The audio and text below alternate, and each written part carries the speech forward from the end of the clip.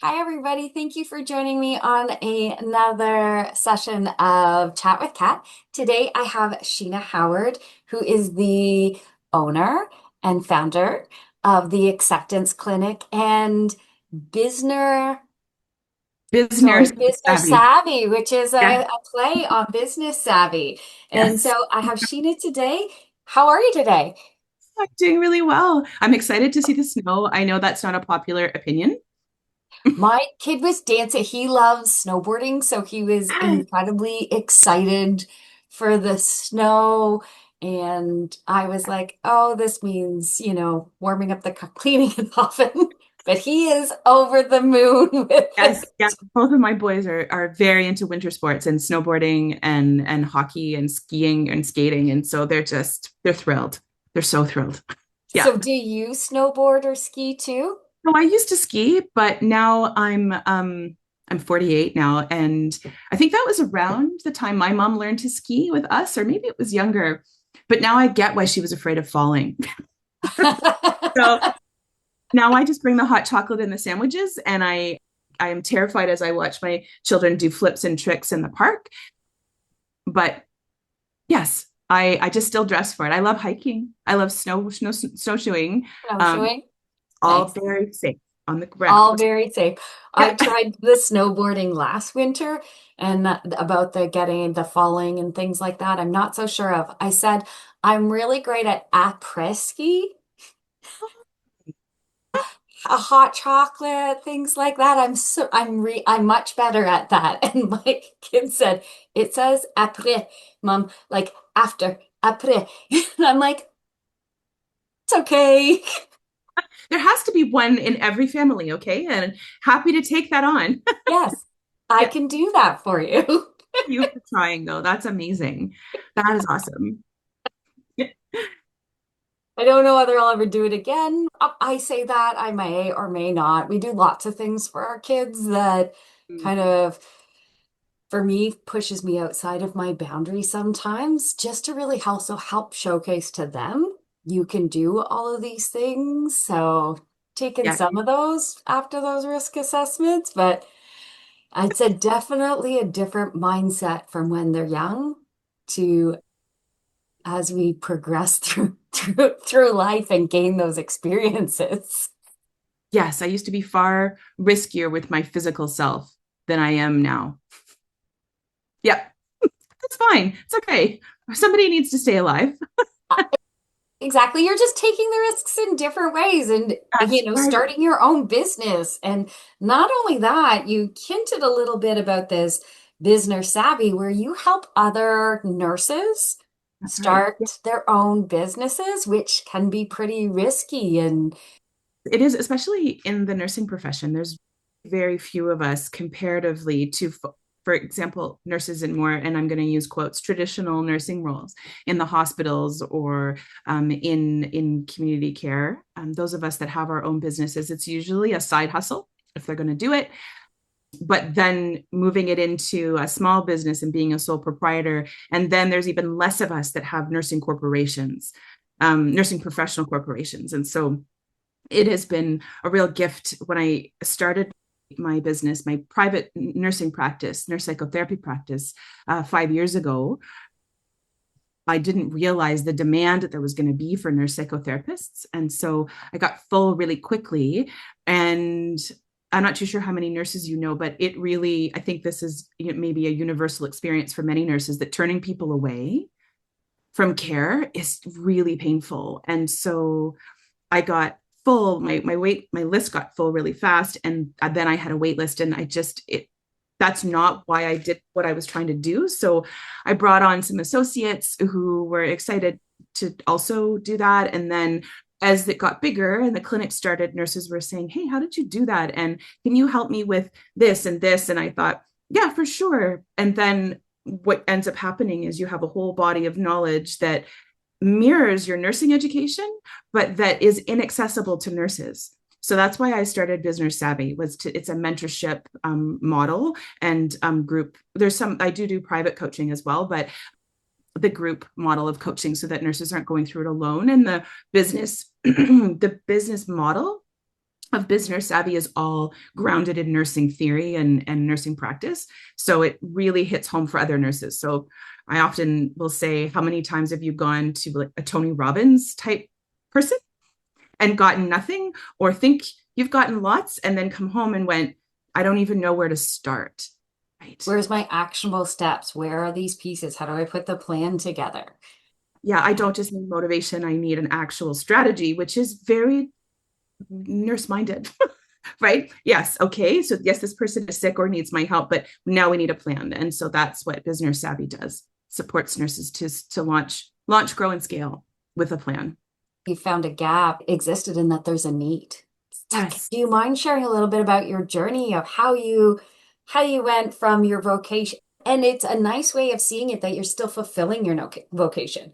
I've met a Yes. few nurses, and that when you said like there's this mindset, there's these beliefs, there's this vocation, there's this passion that we help people. It is Yes. part of why you go into it. And so shifting Yeah. gears, I'd love to hear a little bit more of going from that traditional view of you work in the hospital or you work in long-term care or you work into this Yes. to RN psychotherapy and helping other Sure. nurses. And I want to hear all about this story. Sure. So let me see how to start. So I was born and raised in Peterborough and undiagnosed anxiety, ADHD, learning disabilities. And growing up in the 80s and 90s, right, there's not a lot of opportunities to have that recognized other than, geez, you're really smart. You're just not working hard enough, right? You're too loud. You talk too much. You are too friendly. You're kind of weird, but you're really sporty. So that's great. I guess you fit into that mold. And if you just try hard enough, you'll be successful. Math was always not my strong suit at all. It is where one of my disabilities is, but I ended up at the end of grade, because it was still grade 13, right? And so when I Good graduated, old OAC. I I, know, I, right? I'm gonna pause because I do sometimes think I'm so appreciative I had my OAC year. I was certainly not ready to go off to university. So I know it ages us, but I'm also like, I It was I great. think that extra year was wonderful. So Yeah, I agree. I agree. And I was, 19 and a half by the time I went to university. And my eldest is in university. He was 17, what a difference. So it is, yeah, a really, really big difference. But I hadn't decided what I wanted to do. And then it was before the internet or anything. And my guidance counselor said, well, go read some of the pamphlets. And I went to Crestwood, go see one of the, go look in the pamphlets. And so I was reading through, and one of the pamphlets said, do you like people? Do you like to travel? And do you like to solve problems? Yes to all three, right? Yes. And I opened it up and it said, you could be a nurse. Yes, I could be a nurse. I don't know what happened. It was like there was a lightning bolt of understanding. I came home, I said to my parents, I'm going to be a nurse. And they sort of sat back, and nobody in my family has been a nurse except for my mom's best friend. And so they said, okay. But I really wanted to get into Queens. I don't know why, but I wanted to get into Queens. The only course that was left was calculus to take. And so in my second year, my second semester, I started with, in calculus first period, I had a second period spare, and I knew the calculus teacher did. And I said he pulled me out of class in the first morning, and he said, Sheena, I don't know why you're here. Like, only 10 people ever finish this class, and you have failed. Truly, and it's true, I had failed every single math class. I was just really friendly, and they knew I was trying hard, so they just pushed me through. He said, I am not going to pass you through. Like, you have to do the work. And I said, well, here's what I know. I know you have second period spare too. So it's going to be you and me for 3 hours every morning plus lunch. And he said, no, but what I will do is I promise you, I will be available to you in second period whenever you need me. And he was. And so, in fact, he advocated to let me eat my lunches in the library, so that I basically, just all I did all morning was math, calculus. And I'm getting to the point about why this is important. And I ended up doing famously well in the class. I did great and passed and got into Queens and all the things. And but what that taught me was that I was going to have to really buck the trend. Like I was always being told I couldn't do things. Maybe, even my guidance counselor said, you should, like, your marks aren't good enough for Queens. You're never going to get in. You should think about something else. And I said, that's fine, but you can't tell me I can't apply. And so when I got in, I was one of those ones that just took her acceptance and I just put it on his desk and I said, there you go. Well, Anyway, and I think it's important to recognize that, especially back then, I think there's a lot more acceptance. I mean, I have a son who's neurodivergent, who has various needs, learning disabilities, and has it improved? Yes. Does it still exist? Yes. And working together to change that mindset of everything is possible. yes, Everything is possible. It may take a different route. It may take a different set of steps. It may take a different set of actions, but things are achievable. yes. And I loved hearing your story about perseverance. That in and of itself is the journey. It is totally the journey. And then it translated into being in nursing school. I quickly realized that I was way over my head. I failed anatomy and physiology. So they kicked me out and I had to go back into my second year. And I had to get accepted into my second year in arts and science. The nursing school, I convinced them, I don't know how I did it. I convinced them to let me take all of the nursing classes I could get into, retook those classes. They accepted me in my second year back and managed to finish off. So I took 5 years to finish. But in that time, I learned really quickly that hospital nursing was not for me. The only thing that made sense to me was labor and delivery because you had one patient technically, and at the end you had two, and everybody was generally happy. And the pain of the folks in the hospital, the way I saw the nurses, it just wasn't fun for me to witness. And I decided I wanted to work in public health and work at the sexual health and family health teams. And so I did. I got in a lot of, it was a very frustrated professors. And I just kept saying, like, you can't tell me I can't do this. This is the nursing I want to do. You're going to lose all your skills. You're going to we haven't taught you to just go into public health. You're only going to be a needle nurse. And I said, that's not true. And so at the end of my nursing, passed my exams, and I went right out west to Haida Gwaii. I don't know if you know where that is. You know where Alaska is. I do. You could I see do. Alaska from our house. So it's still a part of Canada, but it's right on the edge of the world, basically close to Alaska. And that's where I started my nursing career. And up there, I was in public health and primary care. And that's where I really learned how to be in, because I worked in an Indigenous community. And so the learnings and the teachings and just the sitting and listening taught me so much about resilience, perseverance, health, mental health, care, just, my meeting different colleagues and things taught me a lot about how you can make change really quickly if you are able to stick it out and advocate. So it was such a gift. So that's where I realized my love of mental health, and that nurses, all the things that we do, of all the things we do, one of the things that crosses across everything is mental health. It's that through line that goes across Oh, everywhere. It yes, impacts so many things.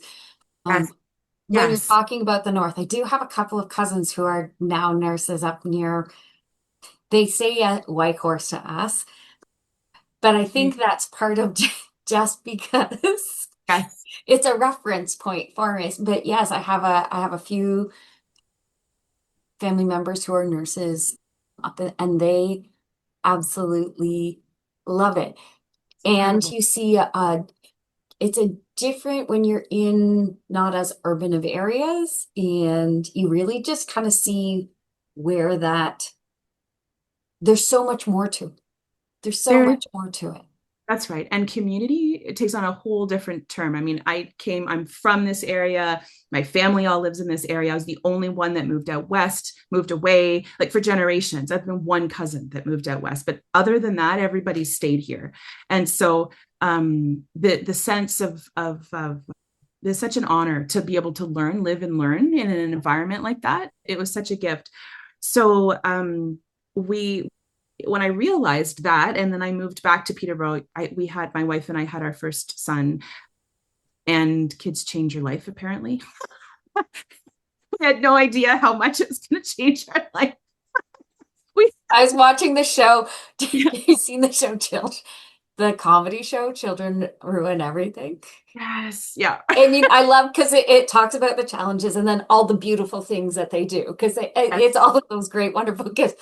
But your world changes. 100%. And even though, my wife had, delivered babies, cared for babies, I was caring for families and children, I still didn't have any clue. And I don't think you could ethically recreate the change, because I don't think there's a study that you could do that people would approve. I hear you on that. And I don't know even when we're talking about that through line of mental health, that for women, well, any partnership, because your partner who's supporting you through it, Yeah. the gamut of not only the hormonal changes and all that, but your mental health to go from one identity, your Yes. whole body, everything changes. And then at the end, we have this beautiful new human that we're going to take care of and our own identity.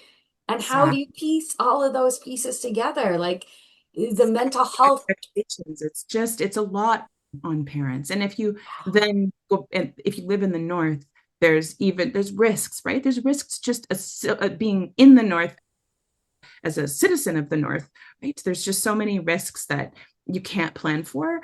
So we were really happy to move back to Peterborough to be close to my family and things. But again, same thing. People were saying the kind of advanced practice nursing you did out west, which exists as an advanced practice nurse, oh, we don't have that here in Ontario. And I was thinking, okay, well, I don't want to go back to school because I swore I'd never go back. And after I finished nursing school, so I ended up working as a full scope primary care nurse with my wife in her office, which was unheard of at the time. But at any rate, long story short, mental health cut through all of that. I ended up working in a different area. But before I ended up working in a different area, my wife and I was terminated without cause from a clinic that I worked in, where I worked with my wife, and my wife was my boss, but my wife was not the one that terminated my employment. I have an So HR background, and you don't need a reason sometimes. All you can, that's right. That's right. And so that was, sometimes those can be those blessings in disguise. I I, don't. yeah, and it really was. It was really awful because it was hard. They did it in front of my wife, and my wife had no idea. And so there was lots of things that happened as a result of that. But one of the things was I went back to school and did my master's degree in health leadership and learned a lot about the system and about how I approached it and where I needed to go next with my career. And so I decided to switch to mental health and was working in an area where I was a mental health nurse clinician and wanting to make some larger changes. So I was working with the RNAO and volunteering, doing like big system change. And then I decided that I heard that nurses could be psychotherapists at the same time as being a nurse. I thought, okay, so I looked it all up. Yeah, I had all the training I needed. I didn't have to go back to school to get a master's degree in clinical psychology because I'd already been a nurse doing all that. Plus, I'd had extra training. So I said, okay, this is what I want to do. And I was told I couldn't. After all of the After all that. And then COVID hit. And one day they offered me a job when we went back after COVID, and they wanted me to work overnights, weekends. And I just said, I've worked now for 20 years. I'm done. I can't do that. If this is what this is, I'm not coming back. And right after that, I got in the bath. This was a Sunday afternoon in November of 2020. And I started my business in my bathtub. I was like, screw it. I'm going to start my nurse psychotherapy practice. Nobody's going to tell me I can't. And I just did a little Canva print, now accepting new patients. And that was it. That's how my business started. So it just kind of came, the through line of that is resilience and being told that I can't. Yeah. And once somebody tells me that I can't do it, but what I'm learning now is that the important piece here is not so much to push against, but rather just to believe that I can do it rather than trying to prove somebody wrong. Because that energy, it gets you so far, right? It's gotten me really far. I feel so blessed to have the clinic and all the things. But what's getting me farther now is this idea of I have every right to do to open the kind of business I want. Nurses have a right to work in a healthy work environment. They have a right to have safety in their job. And if that means they need to go and open their own business, then nobody should tell them that they can't or shame them out of public service, because if the public service was so great, we'd all be there. Well, and I think part of it too is that finding the space, and you're called the acceptance clinic, is accepting who we are and being who we are. When we be who we are, when we honor our gifts, when we bring them to the world, when we showcase them, Yeah, then there's somebody else that's going through that piece of it and needs to connect with you, that needs to feel seen and heard and empowered to say, yes, your gifts are a gift to the world, and let's find that space for you right. to bring them forward. Yeah, Be who you are. Do the things that you are incredibly great at. Continue to take those action steps, and then you'll have that, right? And I think right. that's a mindset change that systemically and that has not always been part of our culture, the way that that we're taught from a very young age. We're really dismissed and our feelings and our experiences are disavowed a lot. And we're also encouraged to to dismiss our own experiences of things or put them aside, like, oh, okay, yeah, that was bad, but like, let's move forward. And so one of the things that all of myself and my associates do at acceptance is also support people to accept that horrible things have happened to them, because once we can accept and look at it, there's an opportunity to be able to move beyond it. If we spend all kinds of time pretending, I often never, I didn't want people to know that I'd been terminated without cause. This is a painful story. And as a nurse, like, so scary, right? Because you don't want people to think it was a patient mistake, which of course it wasn't, but it's terrifying. But once I accepted that this was part of my story, I got a lot of relief out of that. And so supporting people to just accept that, yes, this happened. Yes, you had postpartum depression. Yes, you have ADHD. Yes, you're autistic. Yes, this. Then what do we do with the energy now that we're not shoving it away? Now that we're not repressing it and storing it in all of those spaces, it's yes. And I was talking with somebody, I used to, my through line was things like that don't happen to me. My Me Too moments, my cancer, the terminations, and I hear this with clients. I don't want to talk about it. It happened and I'm going to repress it. I'm going to ignore it because all of these other things or have all of these preconceived notions. And if I have to own it, Yes, it's hard, it right? is. To say. So that whole denial, I call it the old belief systems, those old wirings that, you know, I was writing an article actually for the Children's Mental Health Ontario. There's a conference coming up. So I was doing my submissions and putting all of the things together recently and talking about youth that don't want to talk or the long waits. And that was definitely something. We have these wirings that take a look at somebody and says, this person who was raised in a great home, who has an incredible family, I told the story. There's no way that Me Too moment was going to happen to an independent, smart, strong, all of the things that I defined myself as, Yes. bad things aren't going to happen. And the reality is they do. Things happen and we have to acknowledge it. And we get a choice on, am I going to repress it and have it hijack me in other ways and those patterns and those strategies that I'm running? Yes. And, or am I going to own it and then redefine what that looks like for me going forward? And I think that's a big part of it, because when you're repressing and we're in this state of, didn't even know I was lying to myself, that's what I call denial. Yeah. Yes. It it does impact our lives. Days where I couldn't walk to my car at night because I was running something else that was going on in my head Ah, versus, yeah, am I aware? Am I conscientious of my surroundings? Do I do a little bit more of a risk assessment? Yes. And I still walk to my car. And I'm willing to go and do that because I have the I've done doing the work, right? And I think yes.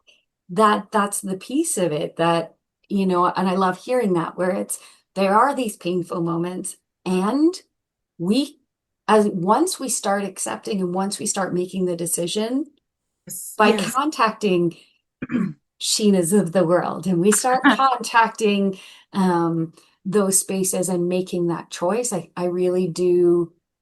I think once people start sharing that and having these conversation, it removes parts of that shame that says, yes, That's shit right. happens. Yes. Yes. And we're not alone in the We're shit. not alone. We're No, not and alone in it. yeah, and I just want to acknowledge, like, Me Too moments are just so painful, and I'm so sorry.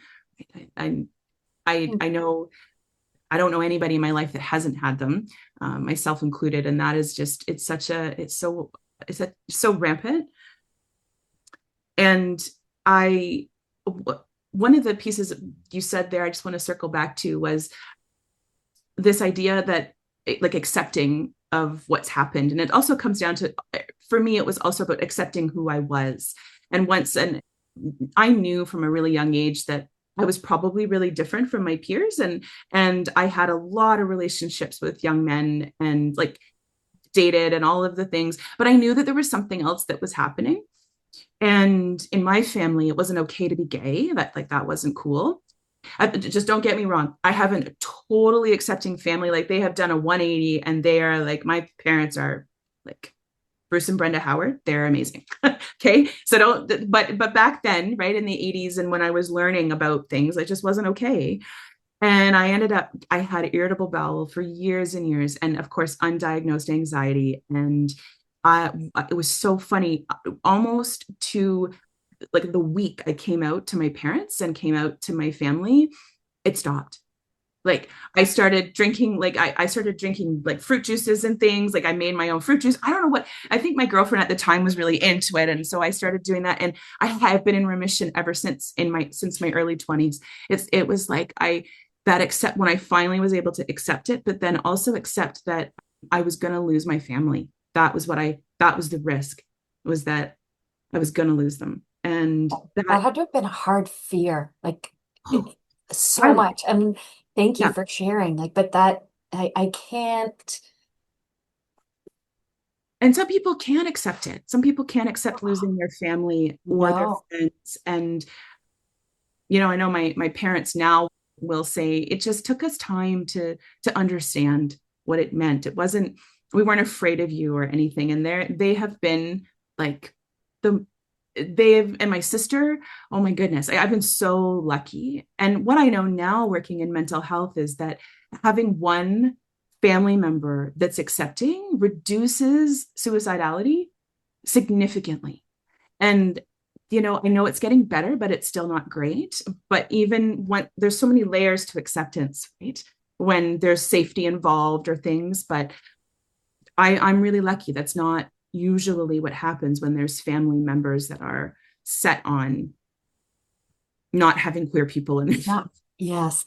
I Yeah. was working with a youth recently and talking about some things around that and creating that and being able to have at least one person Oh, yeah. that held space for them, that accepted them. And yeah, one person can make all the difference in the world in being able to hold that space. And I love that you're sharing that it is possible and that you have this incredible family. And even though you knew you had that, there were still all of these fears. There were still all these challenges. There are all of these pieces that by talking about it, I think there's that piece that removes the stigma Mhm. because you're not alone, that there are people out there that um, there's a way through. There's a Yes. way through it.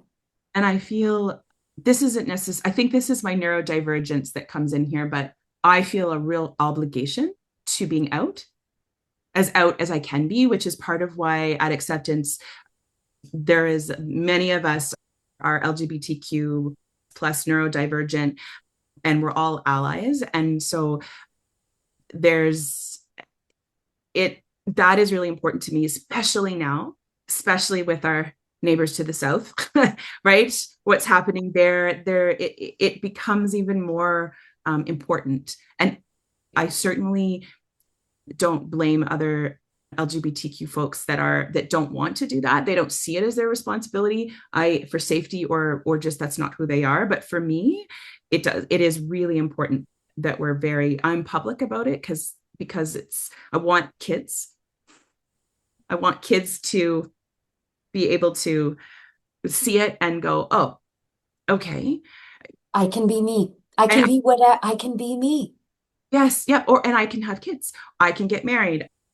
I can get divorced or I can do this. I don't have to get married or have children. My gender looks different than it did before. There's all kinds of things that I think is that as an adult woman, it's important, for all adults to do, but that's just my soapbox. So Yeah, that's I love it. And I think that's part of that getting to know who Sheena is, right?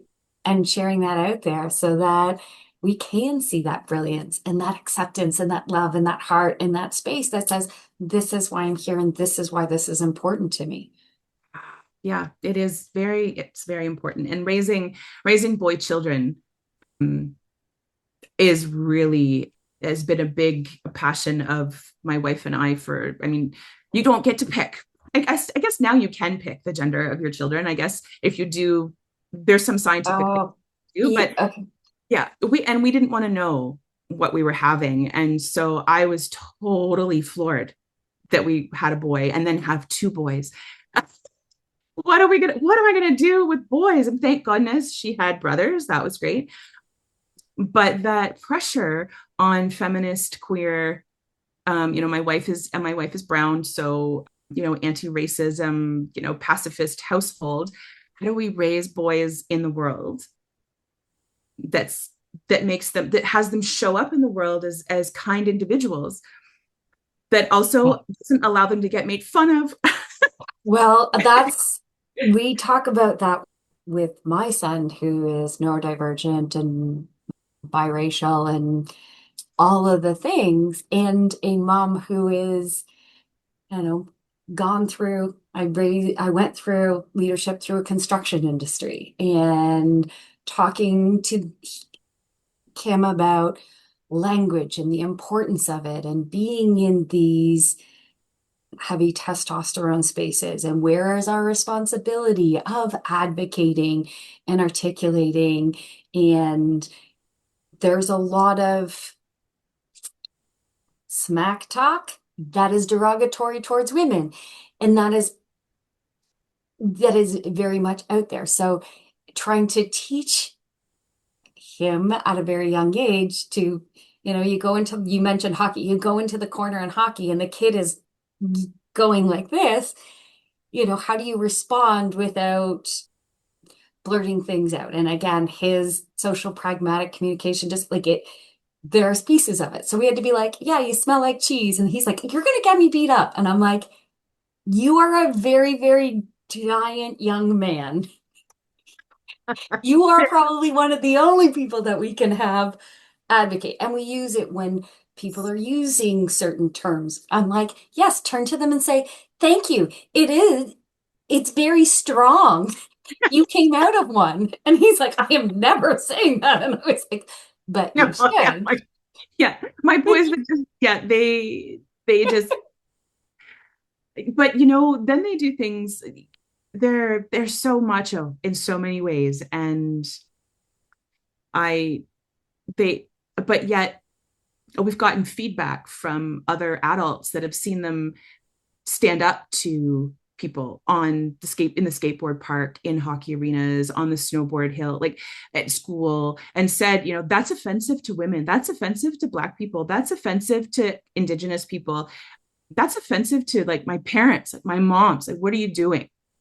And I also, we don't want them to protect us, No, right? but want So them to advocate and change. And somebody said that to me. I said, I maybe I'm wrong. And I kind of jumped in a little bit, but for me, I'm like, that's how we change as they continue to advocate. And it's finding that boundary that says, yes, I have a voice, I'm able to speak up.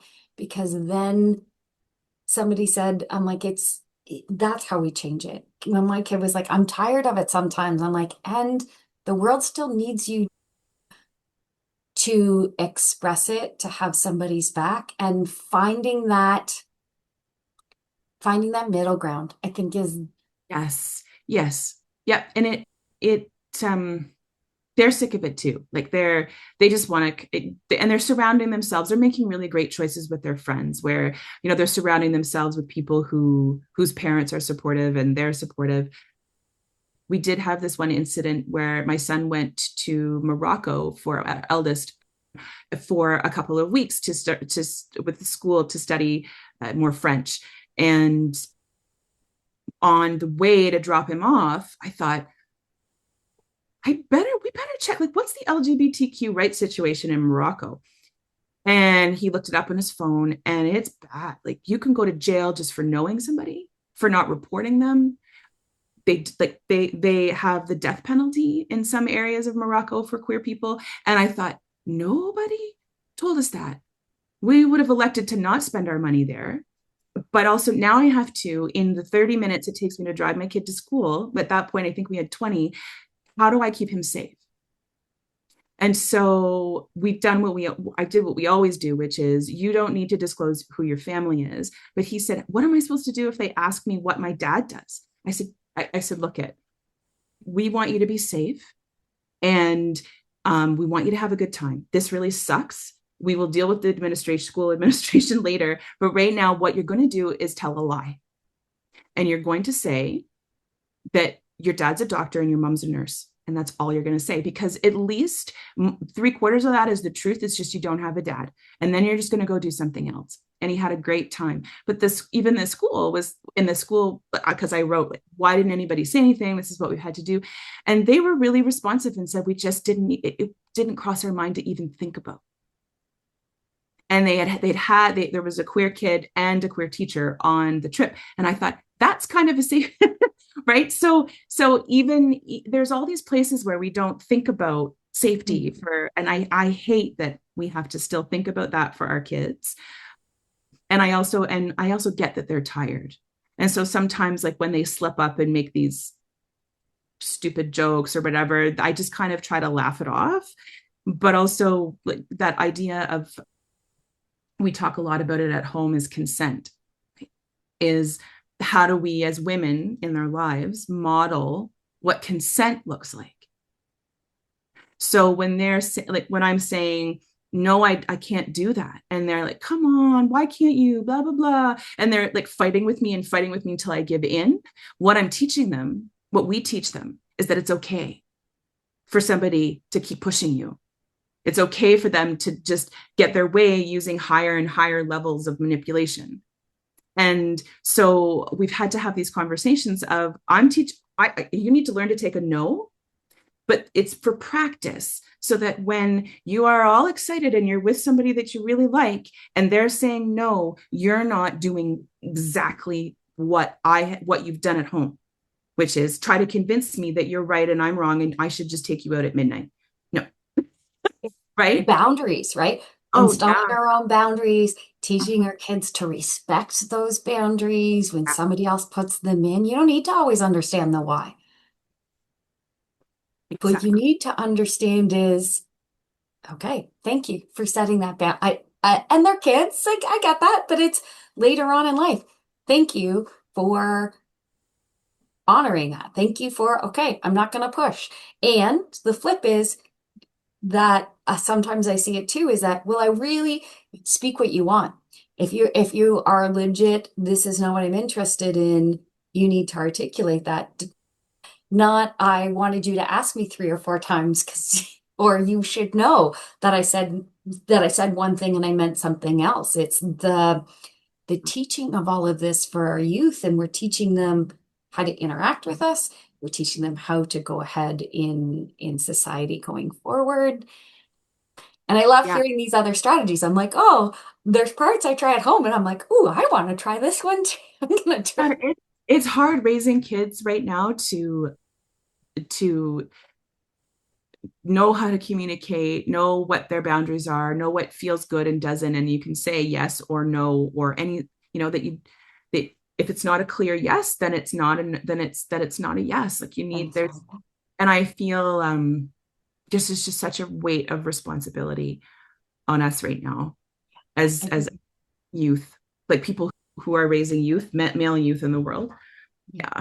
Yeah. Yeah. And Yes. what I've been working with mine and with some of the youth that I bring in is I talk about like our communications, right? And so we spend a lot of time learning about what are those filters, what are our bias, what are those? And so we go through kind of what that model looks like, and even exercises of how one word can mean different things to so many people. So even just saying a word, what all of their experiences, what all of those pieces are, the stories, everything that's attached to what that one word means, and recognizing that it does not always mean the same thing. And sometimes you might need to ask other questions.